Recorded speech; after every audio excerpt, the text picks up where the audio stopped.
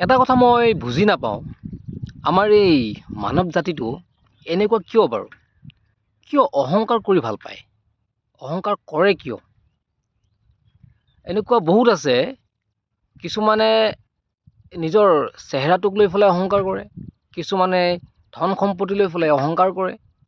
আৰে ভাইহঁত, এইবোৰ কৰি কি লাভ আছে এই পৃথিৱীখনত? আমি যিহেতু এই পৃথিৱীখনত কেইটামান দিনৰ কাৰণে আলহী হিচাপেহে আহিছোঁ, নহয় নে বাৰু? তো অহংকাৰ কৰি একো লাভ নাই। তো তাত মেইন কথাটো হ'ল, অহংকাৰ কৰিবলগীয়া একো নাই, কাৰণ জন্ম বেলেগে দিয়ে, নাম বেলেগে দিয়ে, শিক্ষা বেলেগে দিয়ে, সন্মান বেলেগে দিয়ে, সংস্থাপনো বেলেগে দিয়ে। আৰু তাতকৈ ডাঙৰ কথাটো হ'ল, আমি যেতিয়া মৃত্যু হ'ম, মৃত্যুৰ পিছত আমাক শ্মশানলৈ হওক বা কবৰস্থানলৈ হওক, তাতো বেলেগেই নিয়ে। আৰু মৃত্যুৰ পিছতো যি নিজৰ সম্পত্তি থাকিব বা যি থাকে সম্পত্তি থাকিব, সেই সম্পত্তিবোৰ কোনে পায়?